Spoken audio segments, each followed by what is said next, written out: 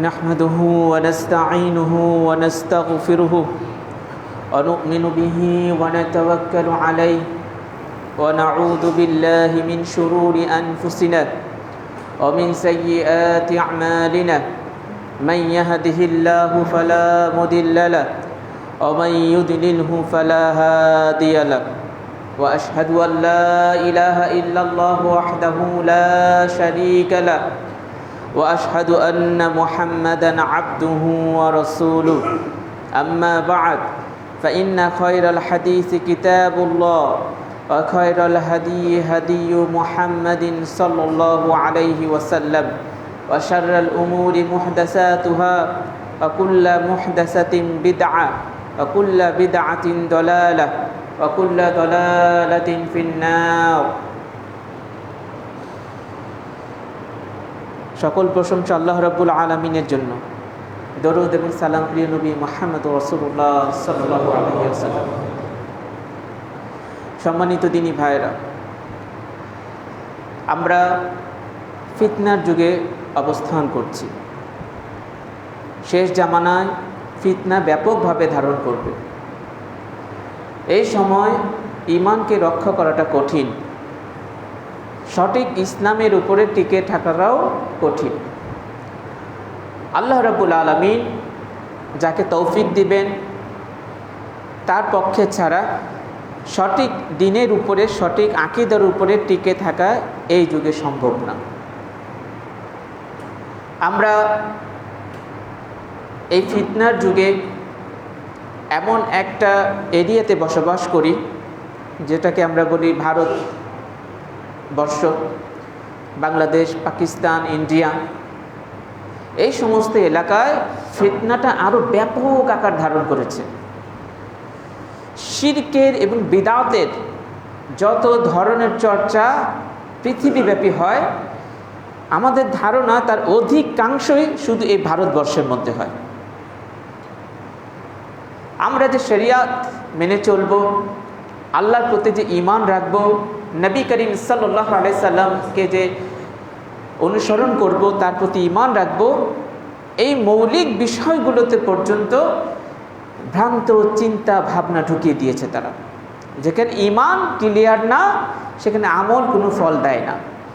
ঈমানে যদি শিরক থাকে, আমলও যদি বিদআত থাকে, সেই আমল আর ঈমানের পরিমাণ আপনি যতই বৃদ্ধি করেন আমলের পরিমাণ, সেটা লাভ হবে না। আমরা আজকে সংক্ষিপ্ত পরিসরে ইনশাআল্লাহ নবী করিম সাল্লাল্লাহু আলাইহি সাল্লামের ব্যাপারে এই আকীদাগত কিছু বিষয় আমি সংক্ষেপে আলোচনা করার ইনশাআল্লাহ চেষ্টা করব আজকে। কারণ আমাদের এই বাংলাদেশের মধ্যে আমরা বিভিন্ন সময়ে উলামায়ে কেরামরা ছোট ছোট কিছু মাসআলাকে নিয়ে এই যখন বিভিন্ন মতভেদে লিপ্ত, একে অপরের দিকে কাদা ছোড়াছুড়িতে লিপ্ত, এই সুযোগটাকে লুফে নিয়ে ভয়ঙ্কর কিছু আকীদা, ঈমান বিধ্বংসী আকীদার ফিরকাগুলো মাথাচাড়া দিয়ে উঠতেছে। তার মধ্যে যেমন একটা গ্রুপ আছে মুনকিরিনে হাদিস, যেহেতু আল্লাহ রাসূল সাল্লাল্লাহু আলাইহি ওয়াসাল্লামকে নিয়ে আজকে আলোচনা করব। এই গ্রুপটা আছে যেটা ইদানিংকালে খুব বেশি মাথাচাড়া দিয়ে উঠেছে। তারা হচ্ছে মুনকিরিনে হাদিস, হাদিসকে অস্বীকারী। অর্থাৎ আপনি দেখবেন অনেক যে গ্রুপ আছে এখানে, আপনি পুরান ঢাকার আশেপাশেও পাবেন, তারা বলে আমরা কোরআন পার্টি, ওরা হচ্ছে কোরআন পার্টি। মানে আহলে কোরআন বলে নিজেদেরকে, বলে কোরআনে যা আছে সেটাই যথেষ্ট, হাদিসে কি আছে সেটা দেখার দরকার নেই। এই ধরনের গ্রুপের ব্যাপারে আল্লাহ রাসূল সাল্লাল্লাহু আলাইহি ওয়াসাল্লাম 1400 বছর আগে সতর্ক করে দিয়ে গেছেন। এমন সময় আসবে আসলে ঠেস দিয়ে বসে থেকে সে বলবে আল্লাহর কিতাবে যা পাও সেটাই মেনে নাও, হাদিসের দেখার দরকার নাই, মানে আল্লাহ রাসূলের দরকার নাই। মানুষ যদি আখিরাতে মুক্তি পেতে চায়, আল্লাহ রাসূল সাল্লাল্লাহু আলাইহি সাল্লামের নবুয়ত প্রাপ্তির পর থেকে নিয়ে আল্লাহ রাসূলের প্রতি ঈমান না আনা পর্যন্ত সে মুসলিমই হতে পারবে না। যে বলে কোরআন মানি কিন্তু নবীর হাদিসকে মানি না, সে কোরআনই মানে না। কারণ কোরআনে অসংখ্য জায়গা আল্লাহ বলেছেন যে আল্লাহকে আনুগত্য করো, অনুসরণ করো, আল্লাহ রাসূলকে আনুগত্য করো। আল্লাহ রাসূল তোমাদেরকে যা দেয় তা নাও, আর যা থেকে বিরত থাকতে বলে তা বাদ দাও। আল্লাহর কোরআনই তারা মানে না যারা বলে যে আমরা কোরআন মানি, হাদিস মানি না।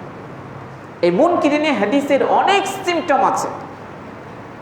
এই হচ্ছে একটা গ্রুপ। আরেকটা গ্রুপ আছে, তারা আল্লাহ রাসূলকে নিয়ে আবার অতিরঞ্জিত বাড়াবাড়ি শুরু করে দিয়েছে। এই দুইটা পথই হচ্ছে ক্ষতিকর। আল্লাহ রাসূলের প্রতি যারা ঈমান আনবে না, পছন্দ করবে না, তারা কালেমা পড়লেও, কোরআনের প্রতি বিশ্বাসের দাবি করলেও তারা মুসলিম হতে পারবে না। আল্লাহ রাসূলের প্রতি ঈমান ছাড়া এই কিয়ামত পর্যন্ত কেউ জান্নাতে যেতে পারবে না। মুসলিম হওয়ার জন্য আল্লাহ রাসূলকে রিসালাতে সাক্ষ্য দিতেই হবে।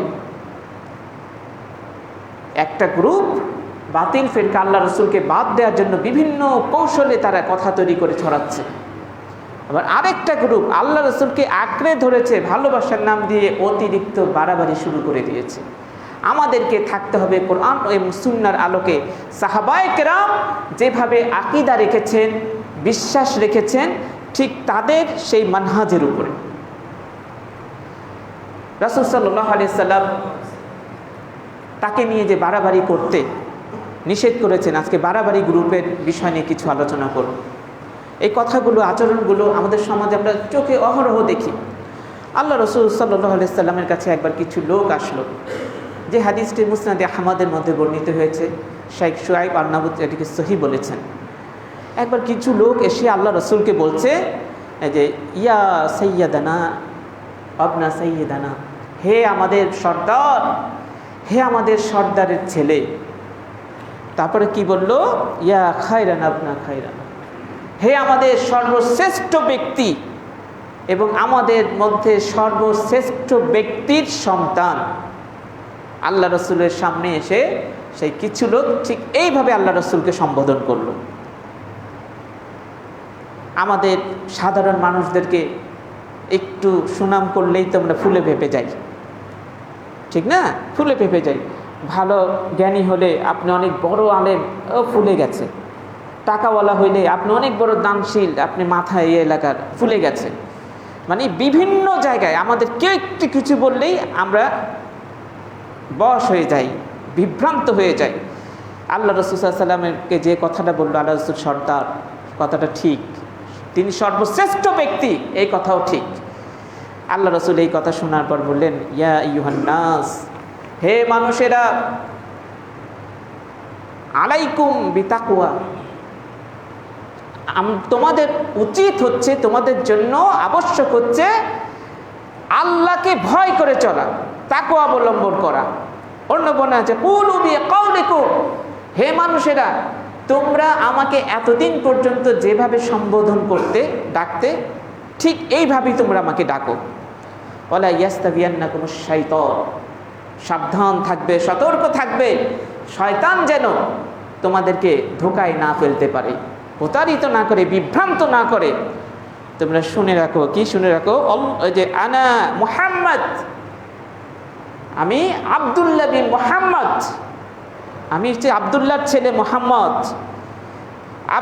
তারপরে কি বললেন যে আব্দুল্লাহ রাসূল, আর আমি হচ্ছে আল্লাহর বান্দা এবং তার রাসূল। তিনটা বললেন, আমি মুহাম্মদ, আমি আব্দুল্লাহর ছেলে, আর আমি হচ্ছে আল্লাহর দাস এবং তার প্রেরিত রাসূল। আল্লাহ রাসূল বললেন আল্লাহে, আল্লাহর কসম করে বলছি, মা উহিব্বু আন তারফাউনি ফাওকা মানজিলাতি আল্লাতী আনজালানি আল্লাহু আযজা ওয়া জাল্লা। আল্লাহর কসম করে বলছি, আমি কখনোই এটা পছন্দ করি না যে আল্লাহ রাব্বুল আলামিন আমাকে যে মর্যাদা এবং স্থান দিয়েছেন তোমরা আমাকে তার চেয়ে উপরে উঠিয়ে দিতে চাইবে, এটা আমি কখনো পছন্দ করি না। আল্লাহ রাসূল তাদেরকে নিষেধ করে দিলেন এবং এই কথাটা বলে দিলেন, আল্লাহ যাকে যে মর্যাদা দিয়েছেন তাকে তার চেয়ে উপরে উঠিয়ে দেওয়ার চেষ্টা করলেই বিভ্রান্ত হয়, মানুষ পদস্খলন ঘটে, পথভ্রষ্ট হয়। আজকে দেখেন না, আল্লাহ রাসূল সাল্লাল্লাহু আলাইহি ওয়াসাল্লামের আলোচনা আসছে, এই প্রসঙ্গে বলছি, মুসলিমরা যে বিভিন্ন দলে বিভক্ত হয়েছে, পীর মুরিদি বলেন, কবর পূজারি বলেন, আর মাযহাবি ফিরকাই বলেন না কেন, ওই যাকে তারা নেতা বানিয়েছে, হেড, তাকে এত মর্যাদা দিচ্ছে যে আল্লাহ তাকে যে ইজ্জত দেওয়ার জন্য আমাদের জরুরি করেছেন তার চেয়ে বেশি দিয়ে দিয়েছেন। কেউ যদি কোনো ইমামের ব্যাপারে এই ধারণা রাখে যে আমার ইমাম ভুল করতেই পারেন, উনি এত বড় আলেম, আমার মাযহাবের আলেম অনেক বড়, ইমাম অনেক বড়, তার ভুল হইতে পারে নাকি? কখনো হইতে পারে না। দেখছেন ভালোবাসতে গিয়ে কোন পর্যায়ে নিয়ে গেল, তিনি ভুল থেকে মুক্ত। তাদেরকে জেনে রাখা উচিত, কেউ যদি আল্লাহ রাসূলের স্পষ্ট সুন্নতকে বাদ দেওয়ার জন্য তাকে ভালোবাসতে গিয়ে এতটা বাড়াবাড়ি করে, কিয়ামতের দিন সে কি সেই ইমামের সায় পাবে, সাপোর্ট পাবে? ধরেন কেউ স্পষ্টভাবে সুন্নাহ রফুল আদায় করলো না, আরো বিভিন্ন সুন্নাত স্পষ্ট করলো না, কিসের জন্য? আমি অমুক গ্রুপের লোক, অমুক মাযহাবের লোক, আমার ইমামের ফতোয়া এটাই, এই জন্য আমি করবো। সেই ইমাম যদি কিয়ামতের দিন বলে, শোনো তোমরা রফুল আদান করোনি, আমাকে ওয়াস্তা দিয়েছো, আমি কি কোনোদিন বলেছি যে আমার কথাকে আল্লাহ রাসূলের সুন্নতের উপরে তোমরা প্রাধান্য দিবা? আমি তো বলি নাই। আমি এটাও বলি নাই যে আমি ভুলের ঊর্ধ্বে, আমি বলে দিয়েছি সহিহ হাদিস যখন পাবে মনে রাখবে সেটাই আমার মত, ওটার উপরে আমল করো, আমার কথাকে দেয়ালে নিক্ষেপ করে দাও। দুনিয়ায় থাকতে আমাকে ওয়াস্তা দিয়ে, সম্মান দেখানোর বাহানা দিয়ে আমরা আল্লাহ রাসূলের সুন্নতকে ছুড়ে দিয়েছো, আর আমাকে আসামি বানাইছো যে আমি বলছি করবা না, এই জন্য করবা না, আল্লাহ রাসূল হাজারবার বললেও করবা না। এই দাবি কোত্থেকে পেয়েছো তোমরা? তখন তারা কোথায় যাবে, কোন জবাবটা তারা দিবে? কাউকে ভালোবাসতে গিয়ে, সম্মান দেখাতে গিয়ে এমন জায়গায় পৌঁছানো উচিত না যেটা সে যোগ্যই না, যেটা সে হকদারি না। এই হচ্ছে মানুষের সম্মান নিয়ে বাড়াবাড়ি করা, ভালোবাসতে গিয়ে। আল্লাহ রাসূলকে দেখেন দুইটা কথা বলেছে, আল্লাহ রাসূল জবাবটা কি দিয়ে দিলেন? আপনি সর্বশ্রেষ্ঠ ব্যক্তি, আপনি আমাদের সর্দার।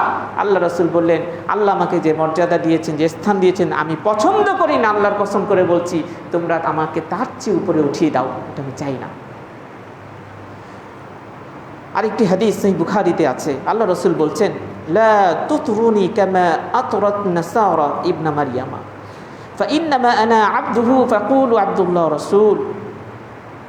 হে লোকেরা, তোমরা জেনে রাখো, তোমরা আমার প্রশংসা করতে গিয়ে বাড়াবাড়ি করো না, যেমনটি নাসারারা, খ্রিস্টানরা করেছে ঈসা ইবনে মারইয়ামকে নিয়ে। বাড়াবাড়ি করতে করতে তো তার আল্লাহর সন্তানই বানিয়ে দিল। কোন পর্যায়ে নিয়ে গেছে তারা? আল্লাহ রাসূল বললেন, নাসারারা যেমন ঈসা ইবনে মারইয়ামকে নিয়ে বাড়াবাড়ি করেছে, আমাকে নিয়ে তোমরা সেরকম বাড়াবাড়ি করতে যেও না। হ্যাঁ, ফাইন্নামা আনা আবদুহু, আরে আমি তো আল্লাহর দাস, আল্লাহর দাস আমি। ফাকুলু আব্দুল্লাহ রাসূল, তোমরা বলো আমার ব্যাপারে যে তিনি হচ্ছেন কি আল্লাহর বান্দা এবং তার রাসূল। বাড়াবাড়ি করো না আমাকে নিয়ে। আরেকটি হাদিস ইবনে মাজাতে আছে, বুখারীতেও আছে। একবার নবী করিম সাল্লাল্লাহু আলাইহি ওয়াসাল্লাম তার এক স্ত্রী ঘরে ছিলেন, কিছু যে ছোট বাচ্চারা গান গাইছিল। বদরের যুদ্ধে যারা নিহত হয়েছিল, নেতৃস্থানীয় লোকদের এই ভালো কিছু কথা নিয়ে, প্রশংসামূলক কথা নিয়ে তারা গান গাইছিল। গান গাইতে গাইতে হঠাৎ তারা বলে ফেললো, ওয়াফিনা নাবিয়্যুন ইয়ালামু মা ফি গাদিন। আল্লাহ রাসূল তো শুনতেছিলেন, ঘর থেকে কানে আওয়াজটা চলে গেছে, ওয়াফিনা নাবিয়্যুন। বাচ্চারা গান গাইতে গাইতে বলতেছে, আমাদের মধ্যে এমন এক নবী আছেন যিনি জানেন যে আগামীকালকে কি হবে। এই কথাটা বলে ফেলেছে। আল্লাহ রাসূল সাল্লাল্লাহু আলাইহি ওয়াসাল্লাম আর স্থির থাকেন নাই। আল্লাহ রাসূল সাল্লাল্লাহু আলাইহি ওয়াসাল্লাম বলে দিলেন, আমা হাযা ফালা তাকুলু, এই যে এতক্ষণ যেগুলো গাইলে, এই যে এখন যে কথাটা বললে, মানে আমাদের মধ্যে এমন একজন নবী আছেন যিনি আগামীকালকে কি হবে সেটা জানেন, এই কথাটা বাদ দাও, এই কথাটা বলবে না। কারণ মা ইয়ালামু মা ফি গাদিন ইল্লাল্লাহ, আরে আগামীকালকে কি হবে এটা তো আল্লাহ ছাড়া কেউ জানে না, আল্লাহ ছাড়া কেউ জানে না। দেখেন একটু প্রশংসা করেছে, তাও বাচ্চারা, তাদেরকে পর্যন্ত আল্লাহ রাসূল ভুল ধরিয়ে দিলেন, এটা বাদ দাও।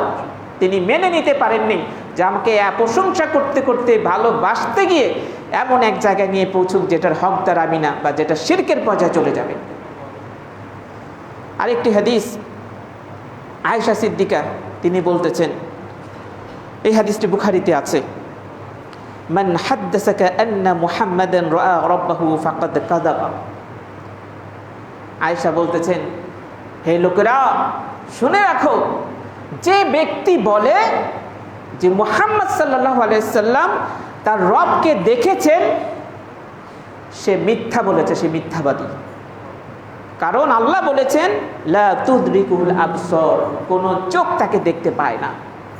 এই পৃথিবীর জীবনে আল্লাহকে স্বচক্ষে দেখা যাবে না। যারা জান্নাতে যাবে সেই আখিরাতে জীবনে তাদের জন্য সৌভাগ্য হবে। এই দুনিয়ার জীবনে চর্মচক্ষু দ্বারা আল্লাহকে দেখা যাবে না। আয়েশা বলছেন, কেউ যদি বলে মুহাম্মদ তার রবকে দেখেছেন, তাহলে সে মিথ্যা বলেছে, কারণ আল্লাহ বলেছেন যে কোনো চোখ তাকে দেখতে পায় না। আবার আয়েশা আবার বলতেছেন, ওমান হাদ্দাসাকা আন্নাহু ইয়ালামুল গায়বা ফাকাদ কাযাবা। আর কেউ যদি এই কথা বলে, এটা দাবি করে, তোমার কাছে এটা বর্ণনা করে যে মুহাম্মদ সাল্লাল্লাহু আলাইহি সাল্লাম গায়েব জানেন, তাহলে সেও মিথ্যা বলেছে। কারণ আল্লাহ বলেছেন লা ইয়ালামুল গায়বা ইল্লাল্লাহ, আল্লাহ ছাড়া কেউ গায়েব জানেন না। এই যে কয়েকটা হাদিস আপনাদের সামনে পেশ করলাম, এগুলো দ্বারা কি বোঝাচ্ছে? নবী সাল্লাল্লাহু আলাইহি সাল্লামকে নিয়ে প্রশংসা করতে গিয়ে, ভালোবাসতে গিয়ে বাড়াবাড়ি করা যাবে না। ইসলামে যেমন ছাড়াছাড়ি নেই, যে কোনো কৌটো কৌশল করে আল্লাহ রাসূলকে অবজ্ঞা করা হবে, আল্লাহ রাসূলের সুন্নতকে ছেড়ে দেওয়ার জন্য বিভিন্ন চালাকি পথ অবলম্বন করা হবে, এটা যেমন জায়েজ নাই।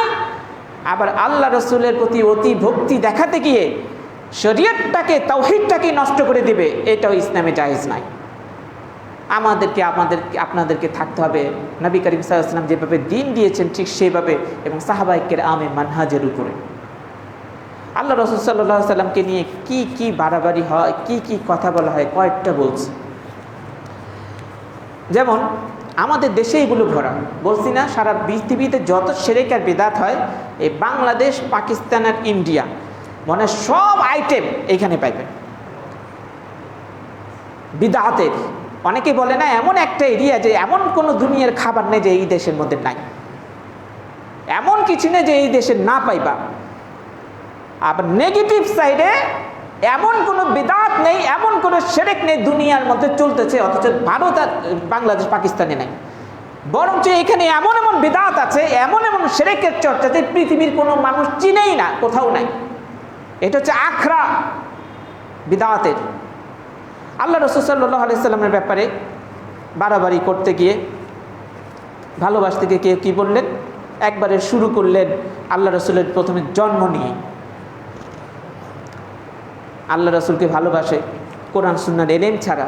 দেখেন শয়তান তাদেরকে কীভাবে বিভ্রান্ত করল। কেউ বলে নবী সাল্লাল্লাহু আলাইহি সাল্লামের জন্ম হয়েছে, এত বড় নবী, না, মায়ের পেট থেকে যদি স্বাভাবিকভাবে সবার মতো জন্মগ্রহণ করে, এটা ওনার ইজ্জতে খাটে না, ইজ্জতে খাটে না। একটা কেমন দেখা যায় না, উনি স্বাভাবিকভাবে জন্মগ্রহণ করেননি সবার মতো, উনি অন্যভাবে জন্মগ্রহণ করেছেন। বিষয়টা বুঝতে পেরেছেন তো? অন্যভাবে জন্মগ্রহণ করেছেন। তখন তার সিজারের পদ্ধতি ছিল না, না হইলে বলতো যে সিজার করেও নাকি বের করা হয়েছে, ঠিক না? এই জন্য পারে নেই। কে বলছে রান দিয়ে বের হয়েছে, বিভিন্ন ব্যাখ্যা দিয়েছে, কথাগুলো আর বলছি না, মুখে বাঁচতেছে, অন্যভাবে ব্যাখ্যা দিয়েছে। তো সিজারের পন্থা থাকলে হয়তো বলতো যে সিজার করে বের হয়েছে পেট থেকে। তো বললে আল্লাহ রাসূলের জন্ম সবার মতো স্বাভাবিকভাবে হয়নি, তিনি অন্যভাবে জন্মগ্রহণ করেছেন। এটা কি আল্লাহ রাসূল সাল্লাল্লাহু আলাইহি ওয়াসাল্লামকে সবচেয়ে বেশি যারা ভালোবাসতো তারা এই বিশ্বাস রাখতো না। সাহাবায়ে কেরাম কেউ এই বিশ্বাস রাখেনি, তাবেঈন ইজাম কেউ রাখেননি। আইম্মায়ে কেরাম যাদের নামে মাযহাব তৈরি হয়েছে তাদেরও এই আকীদা ছিল না, অথচ উদ্ভট এক আকীদা আমাদের এই ভারতবর্ষের মধ্যে তৈরি হয়ে গেল। বলল আল্লাহ রাসূল এত বড় মানুষ, তার জন্ম যদি স্বাভাবিকভাবে সবার মতো হয় তাহলে তো তার ইজ্জতের কমতি হয়ে যায়, তাকে অন্যভাবে জন্ম দেওয়া হয়েছে। দেখেন, শরীয়তকে বিকৃত করলো, ভক্তির নাম দিয়ে বিভ্রান্ত পথে মানুষকে ধাবিত করলো। এরপরে পড়া শুরু করলো, জন্ম তো হয়েছে, মানুষের তো ছায়া থাকে। এখন বলা শুরু করেছে কি, আল্লাহ রাসূলের কোনো ছায়াই ছিল না, আল্লাহ রাসূলের কোনো ছায়া ছিল না। আমরা দাঁড়াইলে পিছনে যদি সূর্য থাকে অথবা লাইট জ্বালানো থাকে, প্রদীপ জ্বালানো থাকে, একটু তো ছায়া পড়ে অন্যদিকে। আল্লাহ রাসূলের নাকি কোনো ছায়াই ছিল না। ছায়া থাকলে তো তাকে মানুষের খাতায় পাল্লানো হবে নাকি, মানুষের তালিকায় ফেলা হবে।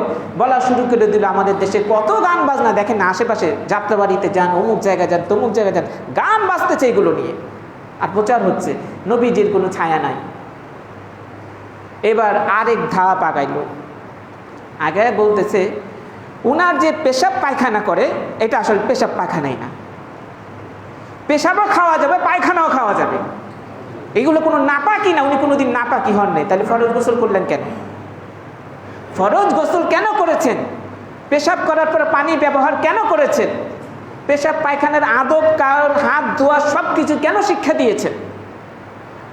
উনি নাকি পেশাব পায়খানা যেগুলো করে এইগুলো পাক, খাওয়া যাবে। সাহাবায়ে কেরাম কেউ কি এটা করেছেন? তার পেশাব পায়খানাগুলো কিনা আতর হিসেবে ব্যবহার করেছেন, গায়ে মেখেছেন? নাউযুবিল্লাহ মিন যালিক। বাজে কথাগুলো বলে আরেক ধাপ আগাইছে আল্লাহ রাসূলকে নিয়ে। তারপরে কি বলল, নবী করিম সাল্লাল্লাহু আলাইহি ওয়াসাল্লামের মৃত্যুর দিকে ব্যাপারে ইঙ্গিত করে তারা বলছেন, আল্লাহ রাসূল সাল্লাল্লাহু আলাইহি ওয়াসাল্লাম যে জায়গাটা শুয়ে আছেন অর্থাৎ মদিনার সেই আয়েশার ঘরে, মসজিদে নববীর পাশেই, এখন বাউন্ডারিতে ঢুকে গেছে, সেই আয়েশার ঘরে যে জায়গাটা শুয়ে আছেন, কবর দেওয়া হয়েছে আল্লাহ রাসূলকে, সেই জায়গাটা নাকি আরশে আজিমের চেয়েও মর্যাদা সম্পন্ন। দেখেন কত বাড়াবাড়িমূলক কথা, তাকে কে এই অধিকার দিল এই সমস্ত বাড়াবাড়িমূলক কথা বলার? আল্লাহ রাসূলের কবরকে তুলনা করতে গিয়ে আরশে আজিমের চেয়েও মর্যাদাশীল, এই বাড়াবাড়ি কেন করলো সে? এই কথা বলছে। তারপরে বলল কি, নবী সাল্লাল্লাহু আলাইহি সাল্লাম যে ইন্তেকাল করেছেন, মারা গিয়েছেন, তার জানাজায় স্বয়ং আল্লাহ হাজির হয়েছেন। হ্যাঁ, আল্লাহ জানাজা নাকি পড়বেন। আর এই দেশের যারা পীরেরা মারা যায়, যত পীর ভণ্ড হোক আর যাই হোক, ওদের জানাজায় আবার স্বয়ং আল্লাহ রাসূল আসে পড়াইতে, বুঝছেন? নবীর জানাজায় আল্লাহ হাজির হয়েছেন, আর পীরদের জানাজায় সরাসরি সশরীরে আল্লাহ রাসূল এসে জানাজা পড়ান। তাদের আকীদা দেখেন প্রশংসা করতে গিয়ে তারা আরো বলছে কি, আল্লাহ রাব্বুল আলামিন এমন এক নবীকে তিনি সৃষ্টি করেছেন যার নাম শুনে আল্লাহ স্থির থাকতে পারেন না। দেখেন আল্লাহ রাসূলকে নিয়ে বাড়াবাড়ি কতটুকু। আল্লাহ রাসূলের নাম শুনতে পেলে আল্লাহ স্থির থাকতে পারেন না, আল্লাহ অস্থির হয়ে যান, পাগল পারা হয়ে যান। আবার সেই জাল হাদিস এদেশে তো খুব ভালোভাবে প্রচারিত হয়েছে, সেটা কি, আল্লাহর নবীকে সৃষ্টি না করা হলে এই দুনিয়ায় সৃষ্টি করা হইতো না, নবীর নূরে আসমান জমিন সব কিছু সৃষ্টি হয়েছে, আদমকে পর্যন্ত নাকি ক্ষমা করা হয়েছে নবীর উসিলা দিয়ে। তিনি দোয়া চেয়েছিলেন আল্লাহর কাছে যে আল্লাহ, আমি মুহাম্মাদের উসিলা দিয়ে তোমার কাছে ক্ষমা চাই। জান্নাত থেকে যখন বের করে দিল, তখন আল্লাহ তাকে বললেন আদমকে, হে আদম, আমি তো মুহাম্মদকে এখনো সৃষ্টিই করি নাই, তো তুমি মুহাম্মাদের নাম জানলে কিভাবে? আমি আরশের মধ্যে দেখেছি তোমার নামের সাথে মুহাম্মাদের নাম লেখা আছে, তুমি যাকে সবচেয়ে বেশি ভালোবাসো তাকে ছাড়া তো তোমার সাথে কারোর নাম লিখবা না, এই জন্য আমি মুহাম্মাদের নামের উসিলায় তোমার কাছে ক্ষমা চাচ্ছি। আল্লাহ বললেন, যা তুই মুহাম্মাদের উসিলায় ক্ষমা চেয়েছিস আদম, আমি তোকে মাফ করে দিলাম। নাউযুবিল্লাহ, সব বানোয়াটি কথা, মিথ্যা কথা এগুলো। আল্লাহ রাসূলকে আরো বড় বানাতে চাচ্ছে।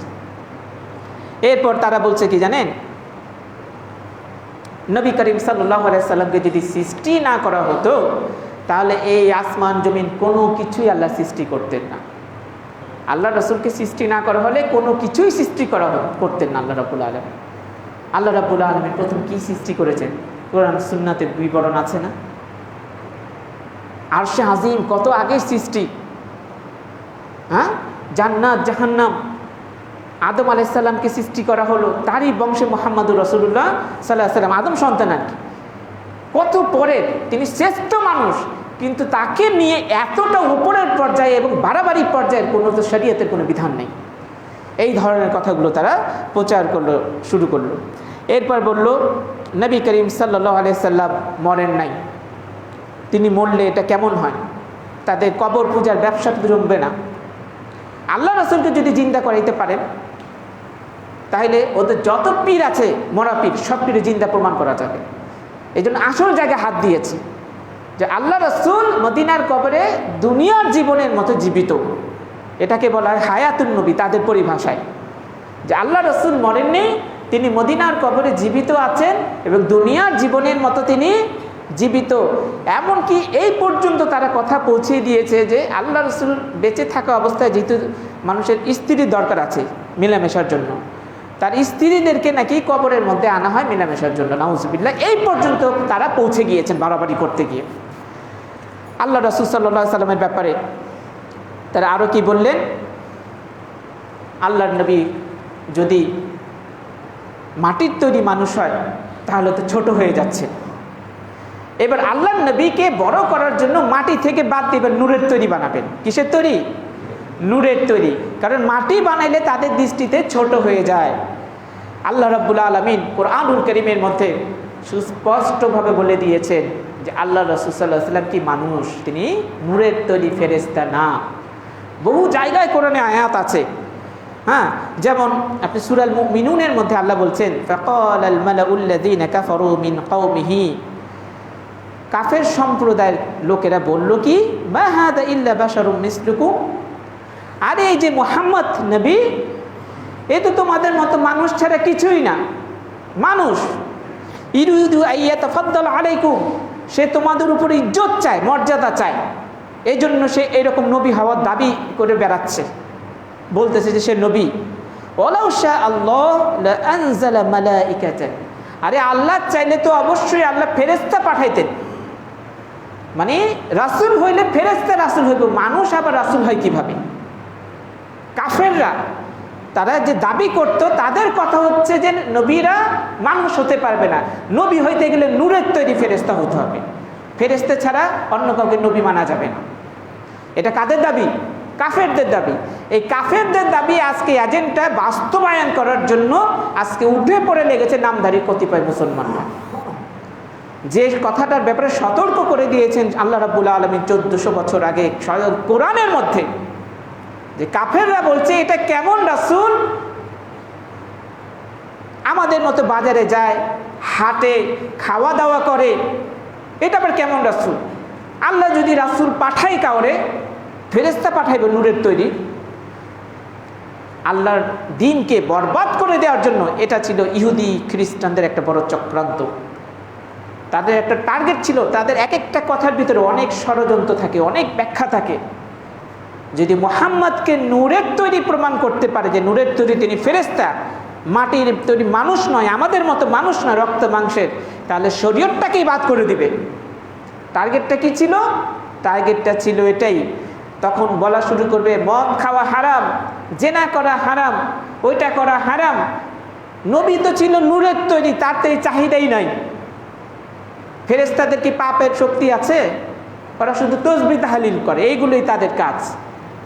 আমাদের ভিতরে ভালো মন্দ আছে, তো নূরের তৈরি ফেরেশতা, উনার কি মদ খাইতে মন চাইব? জেনা করতে মন চাইবে? এই সমস্ত যা কিছু আল্লাহ হারাম করে তার ভিতরে তো এইগুলো নাই। খায়েশাত আছে তো মানুষের মধ্যে, উনি তো নূরের তৈরি, এই জন্য এগুলো হারাম বলেছেন। আর আমরা মাটির তৈরি, আমাদের কষ্ট চাহিদা উনি বুঝবেন না, কাজে সব হালাল করো। এখন যত হারাম সব হয়ে যাবে হালাল, শুধু এই যুক্তিতে যে আল্লাহর নবী নূরের তৈরি, আর নূরের তৈরি যারা, তাদের তো এই খায়েশাত নাই। অতএব তারা মদের মজা কি বুঝবে আর জেনার মজা কি বুঝবে? এগুলো মানুষের দরকার হয়, মানুষ করবেই। শরীয়তটা ফেরেশতাদের জন্য, মানুষের জন্য চলবে না। এই যুক্তি এবং ষড়যন্ত্র ছিল তাদের একটা। এর ভিতরে যে আল্লাহ রাসূলকে যদি ফেরেশতা বা নূরের তৈরি প্রমাণ করা যায়, তাহলে শরীয়তের হারাম জিনিসগুলোকে হালাল করে দেওয়া যাবে। আল্লাহ রাব্বুল আলামিন কুরআনে আরো বলছেন, ক্বালু মা আনতুম ইল্লা বাশারুম মিসলুনা, সূরা ইয়াসিনের 15 নম্বর আয়াতে আল্লাহ বলছেন, আরে এই রাসূলরা তোমরা তো আমাদের মতো মানুষ ছাড়া কিছুই না, অর্থাৎ তোমাদেরকে আমরা মেনে কি করবো, আমাদের মতো রক্তের মাংস মানুষ, তোমরা অন্য কোনো জাতির হয়ে আসো, তাদের দাবি নূরের তৈরি কোনো ফেরেশতা হয়ে আসো, তাইলে তোমাদের এদেরকে রাসূল হিসেবে মর্যাদা দেওয়া যেতে পারে। আমাদের মতো মানুষ আবার আমাদেরকে বলে এটা করবা তো এটা করবা না, রক্তের মাংসের মানুষকে আমরা রাসূল মানতে পারি না। আরও বলছেন ইল্লা আন ক্বালু আবাসাল্লাহু বাশারান রাসূলান, তারা বলছে ইমান না আনার একটা অজুহাত তারা দাঁড় করিয়েছে, আল্লাহ রাসূল হিসেবে মানুষকে পাঠিয়েছেন, এটা কেমন কথা, ফেরেশতা পাঠাইতো আল্লাহ। এইভাবে কোরআনুল কারীমে বহু জায়গায়, সূরা ইব্রাহিমে, সূরা মুমিনুনে, সূরা আম্বিয়াতে অনেক জায়গায় আল্লাহ রাব্বুল আলামিন কোরআনে বিবরণ দিয়েছেন যে যারা কাফের ছিল তারা মাটির তৈরি মানুষকে, রক্তে মাংসের মানুষকে রাসূল মানতে চাইতো না। তাদের একটা দাবি ছিল ফেরেশতা নূরের তৈরি কাউরে পাঠাও তাইলে আমরা ঈমান আনবো, তাকে রাসূল হিসেবে মানবো, আর যদি মাটির তৈরি রক্তে মাংসে গড়া কোনো ব্যক্তিকে নবী রাসূল পাঠাও আমরা তাকে মানবো না। এই এজেন্ডাটাই বাস্তবায়ন করার জন্য এক গ্রুপ নেমে গেছে, ওপেন কাজ করে যাচ্ছে, বলছে আল্লাহ রাসূল নূরের তৈরি, তিনি রক্তে মাংসে গড়া মানুষ না। এমনকি এমন কথা বলছে তারা কাফেরদের চেয়ে আরো একটু অ্যাডভান্স হয়ে আগায় গিয়া বলতেছে কি যে বলবে আল্লাহ রাসূল নূরের তৈরি না, মাটির তৈরি মানুষের মুসলমানই না। নাউজুবিল্লাহ। বুঝতে পারলেন শয়তান কিভাবে ধরেছে এই ভারতবর্ষের মুসলমানদের মধ্যে শিরক এবং বিদআতের শয়লাভ ছড়িয়ে দিয়ে। নবী করিম সাল্লাল্লাহু আলাইহি সাল্লামকে নূরের তৈরি বানিয়ে মর্যাদা দিতে চাচ্ছে। মিরাজের রাত্রিতে আল্লাহ রাসূল সাল্লাল্লাহু আলাইহি সাল্লাম যখন গেলেন তখন সিদরাতুল মুনতাহা পর্যন্ত পৌঁছলেন। এরপরে তো জিবরিল আলাইহিস সালাম আর যেতে পারছেন না, ঠিক না, আর অনুমতি নাই, আপনি যান। কাকে মর্যাদা দিলেন? মানুষকে, রক্তে মাংসে গড়া মুহাম্মদকে আল্লাহ মর্যাদা দিলেন, তাকে আরো আগাইতে দিলেন যে জায়গাতে জিবরিলকে অনুমতি দেওয়া হলো না। মানুষ সৃষ্টির প্রথম ইতিহাস যেটা সারা দুনিয়ার কোনো জ্ঞান বিজ্ঞান কেউ বের করতে পারবে না, কোরআন জানিয়েছে, আসমানি জ্ঞান দিয়ে আল্লাহ জানিয়েছেন। আদমকে সৃষ্টি করা হলো, কেউ জানতো না প্রথম মানবকে কিভাবে সৃষ্টি হলো। তারপরে বললেন কি ফেরেশতাদের, ওই যে ক্বালা রাব্বুকা লিল মালাইকাতি ইসজুদু ফাসাজাদু ইল্লা ইবলিস, আছে না, আয়াতগুলো বর্ণনা করেছে। আদমকে সৃষ্টি করার পর আল্লাহ ফেরেশতাদেরকে বললেন তাকে সম্মানের সিজদা করো আদমকে। সবাই সিজদা করলো, ইবলিস করলো না। তার দাবি ছিল এটাই, আমি আগুনের তৈরি, আগুন উপরের দিকে ওঠে আর মাটি তো নিচের দিকে থাকে, তা আমি তো মর্যাদা আমার বেশি, আমি কেন তাকে সম্মানের সিজদা দিব? তাহলে কি সমস্ত ফেরেশতাদেরকে দিয়ে সম্মান দেখানোর কারে আল্লাহ মাটির তৈরি আদমকে। তাহলে কি রক্তে মাংসে গড়া মাটির মানুষের মর্যাদা ফেরেশতাদের চেয়ে বা নূরের তৈরি প্রাণীর চেয়ে বেশি না? বেশি। তো যারা আল্লাহ রাসূলকে নূরের তৈরি বানাতে চাচ্ছে তারা কি আল্লাহ রাসূলকে নিচের দিকে নিয়ে যেতে চাচ্ছে? আজব এক কথা, আজব এক কথা তারা প্রচার করছে, স্ববিরোধী, কোরআন বিরোধী, সুন্নাহ বিরোধী, আবার বলে নিজেরা সুন্নি। বাংলাদেশে যত সুন্নি নামধারী লোক আছে দেখবেন, আহলে সুন্নাতের জামাত তো আমরা সবাই, সুন্নি নাম দিয়ে যে গ্রুপটা আছে মাজার পূজারী, এরা হচ্ছে বিভ্রান্ত ফিরকার মধ্যে বড় একটা বিভ্রান্তিকর ফিরকা। এরা সুন্নি দাবি করে কিন্তু আসলে হচ্ছে এরা নবী সাল্লাল্লাহু আলাইহি সাল্লামের সুন্নতের বিরোধী, আল্লাহ রাসূলকে তারা অসম্মান করেছে। এই সুন্নি পার্টির এই সমস্ত আকীদাগুলো আমাদের দেশে আজকে ছড়িয়ে আছে। আল্লাহ রাসূল সাল্লাল্লাহু আলাইহি সাল্লামের ইজ্জত দিতে গিয়ে তারা যে কত কিছু বলেছেন, আল্লাহ রাসূল গায়েব জানেন এমন কথাও তো বলেছে। বিষয়টা নিয়ে বেশি আগাতে পারছি না, সময়ের দিকে খেয়াল করে একটি আয়াত বলছি। আল্লাহ রাসূল বলছেন কুল লা আমলিকু লিনাফসি নাফআন ওয়ালা দাররান, আল্লাহ বলছেন হে মুহাম্মদ তুমি বলে দাও আমি নিজের কোনো উপকারও করার ক্ষমতা রাখি না, আমি নিজের কোনো ক্ষতি করার ক্ষমতা রাখি না।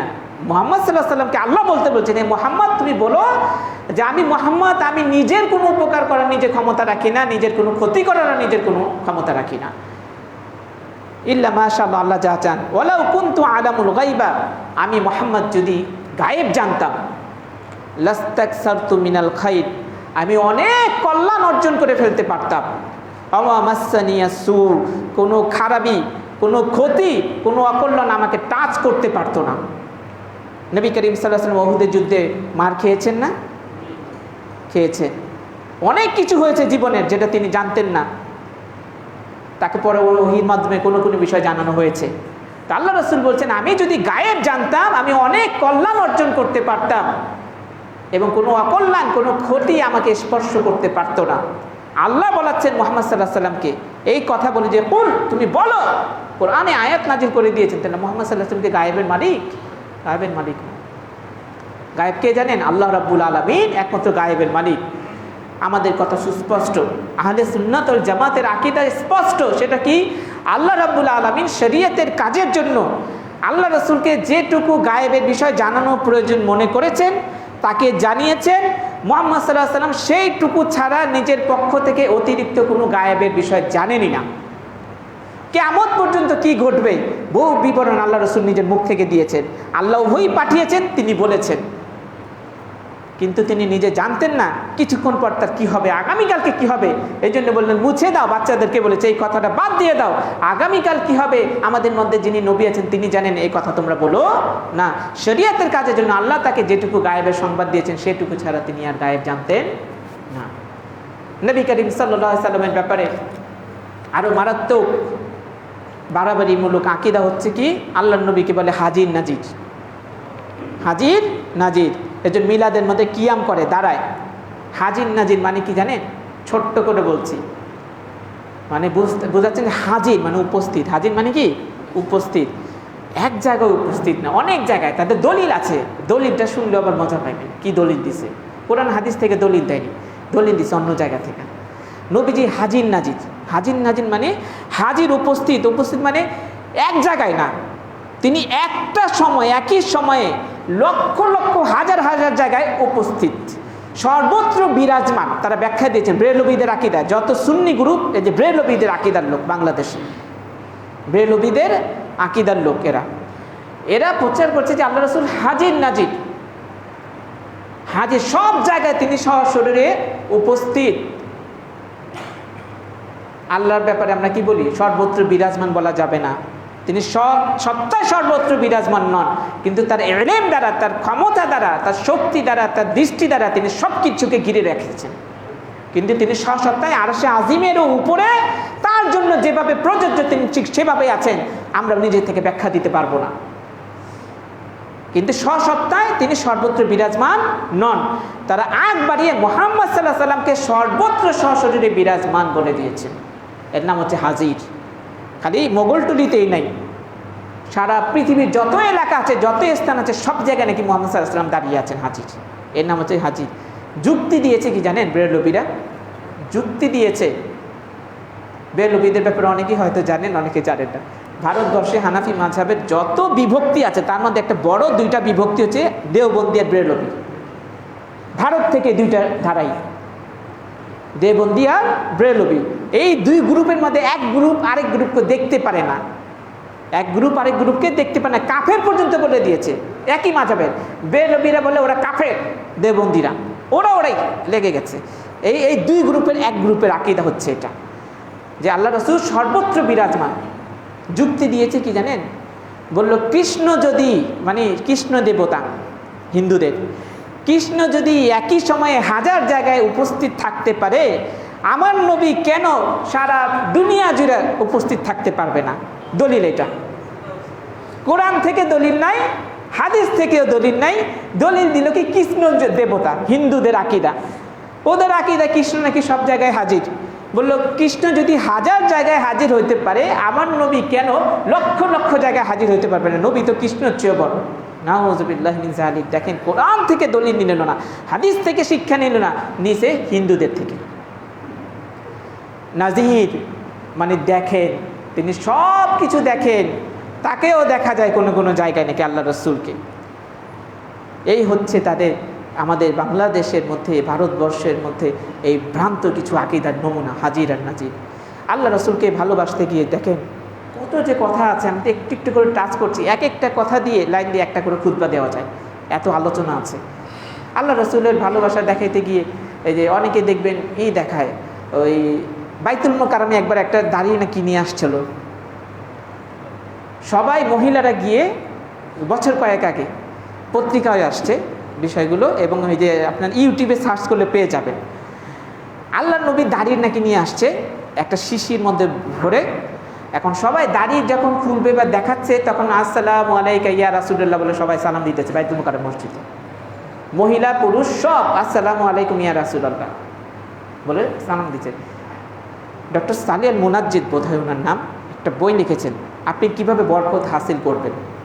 সেখানে তিনি দৃঢ়ভাবে বলেছেন যে আল্লাহ রাসূল সাল্লাল্লাহু আলাইহি সাল্লামের ব্যাপারে যে দাড়ি, তার জুতা, তার পাগড়ি, এই সমস্ত সংরক্ষণ করার যারা দাবি করেছে যে এটা আল্লাহ রসুলের দাড়ি, এটা আল্লাহ রসুলের চুল ইত্যাদি, কোনো প্রমাণ নাই, তারা কোনো নির্ভরযোগ্য প্রমাণ দিতে পারেনি যে আল্লাহ রসুল সাল্লাল্লাহু আলাইহি সাল্লামের চুলি এইটা তারা বানিয়ে নিয়েছে। এটা দেখবেন তুরস্কে গিয়ে পাবেন, নয়তো মিশরে গিয়ে পাবেন। মদিনার মধ্যে আল্লাহ রসুল ছিলেন, মক্কায় ছিলেন, তিনি তো এই রাষ্ট্র ছেড়ে তিনি তো অন্য রাষ্ট্রে ওখানে যাননি। এই দাঁড়িয়ে টুপি ওইখানে চলে গেল, মক্কা মদিনায় একটা চুলও নাই, একটা দাড়িও নাই, জুতো গায়ে চুরি করে নিয়ে গেছে। বুঝতেছেন কথাগুলো? মক্কা মদিনার মিউজিয়ামের মধ্যে শত বছর, হাজার বছর কত জিনিস তারা সংরক্ষণ করে দিয়েছে। আল্লাহ রসুলের দাড়িও গায়ে, জুতাও নাই, টুপিও নেই, চুলও নাই, গেল কই? ওরা দাবি করে আবার দেখায় মিউজিয়াম থেকে, ইউটিউবে দেখবেন নবীজি দাড়ি বের করতেছে, চুল এত বড় চুল মহিলাদের মতো। আমি দেখে আমার তখন আর বিশ্বাস হয়নি যে না, এটা তো একটা যদি বাবরির চুলও রাখে সেটা তো এত বড় হয় না, মহিলাদের মতো তো হয় না। চুল নিয়ে আসে এত বড় সাইজের, এত বড় চুল হয় কিভাবে? যুক্তিতেও এটাতে মিথ্যা, এটা প্রমাণ হয়ে যাচ্ছে, বাস্তব অভিজ্ঞতায় মিথ্যা প্রমাণ হয়ে যাচ্ছে। পুরুষরা তো এত বড় চুল রাখে না। চুপি, দাড়ি, পাগড়ি সব কিছুকে একটা সাইজ করে একবারে ওটাকে চুমো দেওয়া শুরু করতেছে, ভক্তি দেওয়া শুরু করতেছে, আবার সালাম দেয় আসসালামু আলাইকা ইয়া রাসূলুল্লাহ। পাগড়িরে, জুতারে সালাম দেয়, দাড়িরে সালাম দেয়। দেখেন কোন জায়গায় গেছে। শিক্ষা না থাকলে, সাহাবায়ে কেরাম আদর্শ থেকে বিচ্যুত হলে যা হয় ঠিক তাই হচ্ছে এখানে। এগুলোকে কপাল পোড়া বলা ছাড়া উপায় নেই। কোরআন হাদিস সুস্পষ্টভাবে সামনে আছে, সাহাবায়ে কেরামের মানহাজ সামনে আছে, এইগুলো ছেড়ে দিয়ে কোন দিকে দৌড়াচ্ছ তোমরা? এটাকে আল্লাহ রসুলের প্রতি ভালোবাসার প্রমাণ।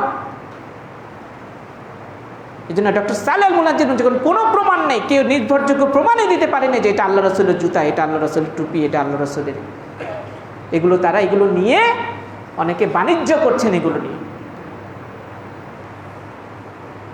এই দেওবন্দীদের একটা কি আকীদা জানেন? নাল শরীফ, নাল শরীফ আছে তাদের। নাল মানে কি? জুতা। আল্লাহ রসুলের মর্যাদা দেখেন কোন দিকে নিয়ে গেছে। ব্রেলভিদের আকীদার মধ্যে এটা আছে। আমাদের বর্তমানে এক ব্যক্তি আছে ইসলামিক ফাউন্ডেশনের মধ্যে, বেদাতীদের নেতা একটা ভণ্ড, নাম উচ্চারণ আর করছি না, হ্যাঁ, উনি মাঝে মাঝে সালাফিদের বিরুদ্ধে, আহলে হাদিসদের বিরুদ্ধে ইউটিউবে খুব লেকচার দেন। যখন তাকে ধরলো, মুরব্বীরাও ধরেনি, ডক্টর গালিবের মতো লোক আসলে তো টিকতে পারবে কিনা সন্দেহ আছে। আবু বকর, জাকারিয়া, ডক্টর এরা বসলে, এই আপনার মসজিদ এর মতো লোকেরা বসলে দৌড়ে পালায় কিনা সন্দেহ আছে। তাদের ছেলে বয়সের ছেলেরা ধরেছে তাকে, এবার তোমাকে ছাড়বো না, আসো তোমার সেই পীরের ওই দরবারের এবার 12টা বাজিয়ে দিচ্ছি, আসো তোমাদের নাল শরীফ আর এই শরীফ তোমরা কোন জায়গায়, তোমরা কী কথা বলছো? তো তখন ভয় পেয়ে বলছে আমি আর ভিডিও দেব না, আপনারা কেন আমার পিছনে বাজলেন? উমুকেরা তো বলে আমি তো এত বড় কথা বলিনি। ডরাই গেছে এবার, বুঝছেন? এবার ডরাই গেছে। মতিউর রহমান মাদানির সাথে বসবে, বসো না, দেখি সাহস আছে কিনা। এই ভণ্ডরা নাল শরীফের প্রচার করেছে বাংলাদেশে। এগুলো সব একটু হাঁটলে এগুলো পাবে। জুতা মোবারক বানাইছে। কি বলেছে জানেন? মূর্তি পূজা, যেটা ইসলাম ধর্মে হারাম ঘোষণা করেছে, সেটা তারা প্রচার করেছে। বলছে আল্লাহ রসুলের জুতা না থাক, জুতা তো কীরকম বলছে জানেই না, জুতার মতো একটা কল্পনা করে জুতা বানাক। ওই জুতা বানায়, জুতাটা যদি চোখে লাগায়, মনে মনে সে ভাববে এটা আল্লাহ রসুলের জুতা। ছবি আঁকবে, জুতাটা চোখে রাখলে চোখের জ্যোতি ফিরে আসবে। মামলা মোকদ্দমা জুতাটা সাথে নিয়ে যাবো, ছবিটা কাগজ আইকায় নবীজির জুতা, খালি লিখে দিলে হইব নবীজির জুতা, খুনের আসামি খালাস। দেখেন যত ধরনের ভ্রান্ত ফজিলত সব জুতার দিয়ে দিয়েছে। তারা বলেছে আল্লাহ রাসূল সাল্লাল্লাহু আলাইহি ওয়াসাল্লামের এই জুতা ছিল কিনা, আল্লাহ রাসূলের ওই জিনিসটা বরকতময় প্রমাণ হয়েছে কিনা কিচ্ছু দরকার নেই, কোনো সনদের দরকার নেই। বেরলভীরা তাদের কিতাবে বলেছে, বা কোনো সনদের দরকার নেই, কোনো প্রমাণের দরকার নেই, খালি কোনো একটা জিনিস সে বললে হলো আমি মনে করলাম এটা আল্লাহ রাসূলেরই। মানে আপনি একটা রাস্তা থেকে পাতিলা কিনা নিয়ে আসলেন আর বললেন আমি মনে মনে এখন চিন্তা করলাম এই পাতিলাটা ধরলাম আমি আল্লাহ রাসূলই ব্যবহার করছে, এখন আল্লাহ রাসূলের মনে করে আমি পাতিলাটা চুমা খাবো, আমার বরকত হইব, এটা ভ্রান্ত পাগলামি না? এই ধরনের আকীদা তারা প্রচার করেছে। দলিল কি দিয়েছে? পাগলের কিচ্ছা। আবার দলিল দিয়েছে এক প্রেমিকের কিচ্ছা ওদের কিতাবেই। কিভাবে কিভাবে জায়েজ হবে যেটা আল্লাহ রাসূলই ব্যবহার করেন নাই, আল্লাহ রাসূলের এটা টুপি প্রমাণই হয়নি, আল্লাহ রাসূলের এটা জুতা প্রমাণই হয়নি, ওটাকে আল্লাহ রাসূলের বানিয়ে নেওয়া যাবে, এটা কেমন কথা বললেন? প্রমাণ আছে। প্রমাণ কি? এক প্রেমিক এক গলি দিয়ে রাস্তা দিয়ে হাঁটতেছে, তাদের কিতাবের থেকেই বলছি আমি কথাগুলো। গলি দিয়ে রাস্তা দিয়ে হাঁটছে, ওই মহল্লায় যাওয়ার পরে রাস্তায় যদি দেওয়াল দেখে দেওয়ালে জড়ায় তারা চুমা খায়। আবার হাঁটতে হাঁটতে দেখলো একটা বট গাছের ধরে আবার একটা চুমা খাইলো। আবার ওইখানে গেল, ওই বিল্ডিংয়ের দেওয়াল ময়লা থাকা যায় তাই দইটা চুমা খাইলো। ঘটনা কি? তুমি যেখানে যাই মহল্লার ভিতরে এসে খালি দেওয়ালে চুমা খাও, রাস্তাতে চুমা খাও, গাছের চুমা খাও, ঘটনা কি? আমার প্রেমিকের ভালোবাসায় আমি করতেছি। তোমরা মনে করো না আমি গাছগুলারে এইগুলারে ভালোবাসি, আমার প্রেমিকটা এই এলাকায় ছিল, ওর কারণে আমি এইগুলোর মর্যাদা দিই। আমি আল্লাহ রাসূলকে ভালোবাসি, এই জন্য আমি মনে মনে কল্পনা করে নিয়েছি যে আল্লাহ রাসূল এইগুলো ব্যবহার করেছে, কাজে এইগুলো আল্লাহ রাসূলের থাক বা না থাক, ওই বাড়িও প্রেমিকের থাক বা না থাক, ওই গাছও ওদের থাক না থাক, আমি ও এলাকায় ছিল এই জন্য। তাহলে মদিনায় যেয়ে পায়খানা খাবে, মদিনার কুত্তাকে নিয়ে চুমা খাবে, হ্যাঁ? আবু জেহেল আবু লাহাব সব তো মদিনায় মক্কার রেগুলার লোক ছিল, আল্লাহ রাসূল মক্কায় ছিলেন, মদিনায় যত কাফের বেঈমান ছিল সবটির পা ধরে চুমা খাও। নবীদের এলাকার জিনিস না? এই ভ্রান্ত আকীদাগুলো এই মাজার পূজারীরা, সুন্নিরা, এই বেরলভীরা এগুলো প্রচার করে মানুষের ঈমান এবং আকীদাকে নষ্ট করে দিচ্ছে। এগুলো থেকে বেঁচে থাকতে হবে। নাল শরীফের মধ্যে কি বলেছে জানেন? এই জুতার আজকে আন্দোলন হয় পৃথিবীব্যাপী, অথচ এদের ভিতরের কিতাবের মধ্যে লেখা আছে, মারাত্মক কথা বলছে কেউ যদি আল্লাহ রসুলের জুতা আঁকে, মানে কাল্পনিক জুতা একটা আঁকলো বা বানাইলো, খোদাই করে করে একটা জুতা বানাইলো, ওই জুতার মধ্যে কেউ যদি বিসমিল্লাহ লেখে তাতেও দোষ নাই, নাউজুবিল্লাহ মিন যালিক। আল্লাহ রসুলকে ইজ্জত দিতে গিয়ে এমন ইজ্জত দিয়েছে যে আল্লাহকে বিপরীত দিক থেকে নিচে নামিয়ে দিয়েছে। বলছে যে ওই জুতার মধ্যে মুহাম্মদ সাল্লাল্লাহু আলাইহি ওয়াসাল্লামের জুতা বানাইবে, এটার মধ্যে বিসমিল্লাহ লিখলে কোনো দোষ হবে না। তাহলে ইহুদি কোম্পানি বা বিদেশি কোম্পানি আল্লাহু লিখলে আবার আন্দোলন হয় কেন? এদের চেয়ে জঘন্য লোক তো বাংলাদেশের ইন্ডিয়াতে ঢুকে আছে। জুতাতে বিসমিল্লাহ লিখলে কোনো দোষ নাই, এই কথাও তারা বলেছেন আল শরীফের মধ্যে। কত নিচে নামিয়ে দিয়েছে দেখেন না। এই জন্য বলে আমি মদিনার কুকুর হয়ে বাঁচতে চাই। আমার বিভিন্ন লেকচারে এই কথাগুলো আছে, ইউটিউবে আছে। মদিনাকে এত ভালোবাসে, আমি মদিনার কুকুর হয়ে বাঁচতে চাই, গাছ হয়ে বাঁচতে চাই। তুমি মদিনার কুত্তা হইবা কেন, শিয়াল হইবা কেন? তুমি মদিনার ইমানদার হইতে পারো না? মদিনার মানুষ হয়ে জান্নাতে যাওয়ার সৌভাগ্য লাভ করতে পারে নাই? মদিনার মানুষ হয়ে আল্লাহ রাসূলকে স্বচক্ষে দেখে ইমান পাওয়ার তৌফিক পাই নাই, আর তুমি মদিনার কুত্তা হইয়া বিলাই হইয়া তুমি জান্নাতে যাইবা, আল্লাহ রাসূলকে ভালোবাসো? এই ধরনের জঘন্য শিক্ষা কোত্থেকে পেয়েছো? গান বানায়, এগুলো বাজায়। যদি মদিনার গাছ হইতাম, কুকুর হইতাম, কতই না ভালো হইতো, আল্লাহ রাসূলকে দেখতাম। তুমি বাংলাদেশে ইমানদার থাকলে অনেক ভালো।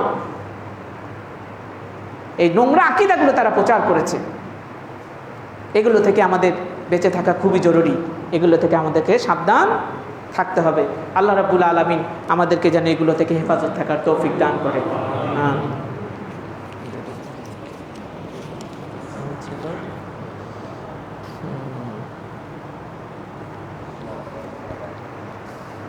বলে কি জানেন?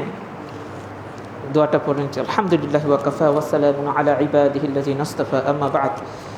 أعوذ بالله من الشيطان الرجيم إن الله وملائكته يصلون على النبي يا أيها الذين آمنوا صلوا عليه وسلموا تسليما اللهم صل على محمد وعلى آل محمد كما صليت على إبراهيم وعلى آل إبراهيم إنك حميد مجيد اللهم بارك على محمد وعلى آل محمد كما باركت على إبراهيم وعلى آل إبراهيم إنك حميد مجيد বলে বিভিন্ন মসজিদে দেখবেন দান খয়রাত ওঠায় সুর দিয়ে বলে এই দানের সবটুকু পৌঁছায় দিয়ে সোনার মদিনায় টান দেয় আবার শেষে দেখবেন বলে না দান করলো ভাই মসজিদে ভাই দিয়া যান ভাই দিয়া যান কিয়ামত পর্যন্ত এই মসজিদ টিকা থাকবো আর আপনি সব পেতে থাকবেন কিয়ামত পর্যন্ত টিকা থাকবে এটা কে জানাইছে তোমারে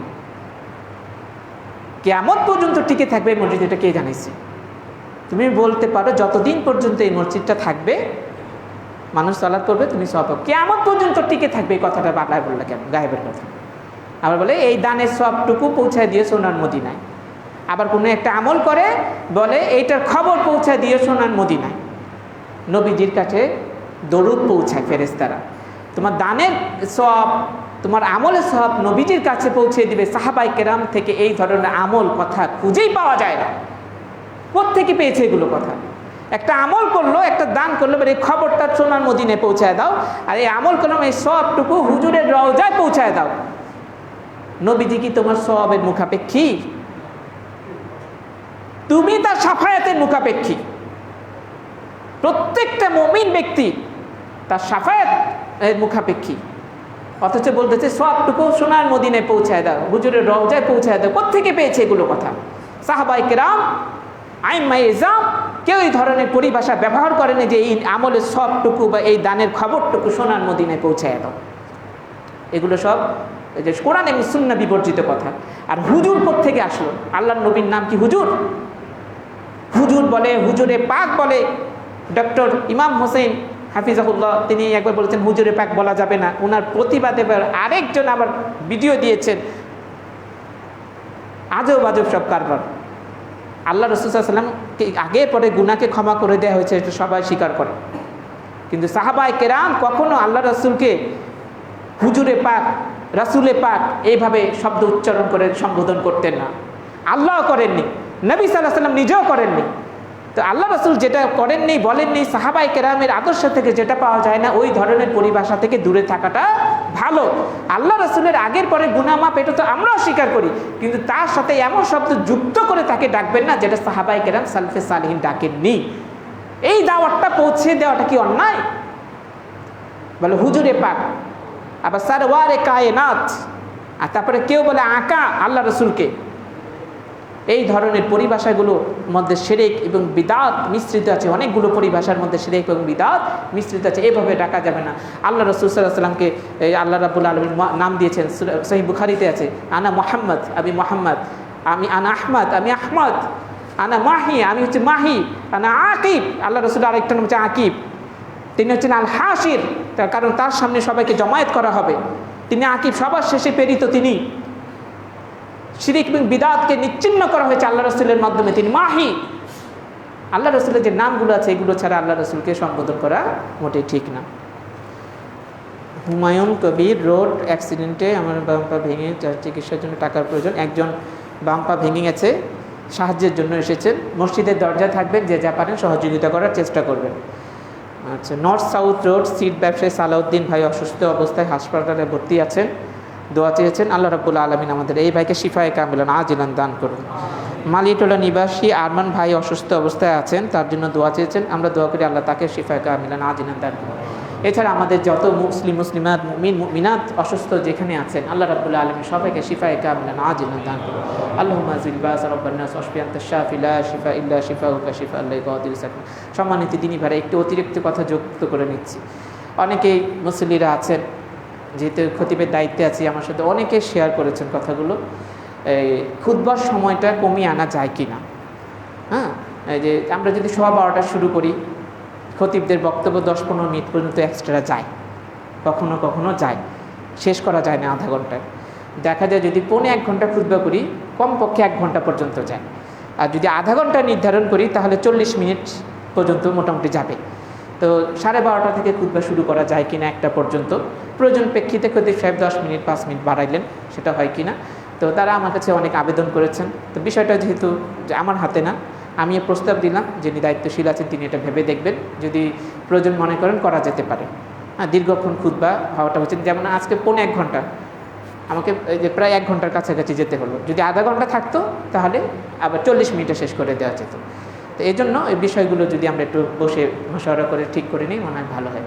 আলহামদুলিল্লাহ ওয়া কাফা ওয়া সালামুন আলা ইবাদিল্লাযিনা ইসতাফা আম্মা বাদ। ক্বালা আল্লাহু তাআলা আউযু বিল্লাহি মিনাশ শাইতানির রাজিম ইন্নাল্লাহা ওয়া মালাইকাতাহু ইউসাল্লুনা আলান নবী ইয়া আইয়ুহাল্লাযিনা আমানু সাল্লু আলাইহি ওয়া সাল্লিমু তাসলিমা আল্লাহুম্মা সাল্লি আলা মুহাম্মাদ ওয়া আলা আলি মুহাম্মাদ কামা সাল্লাইতা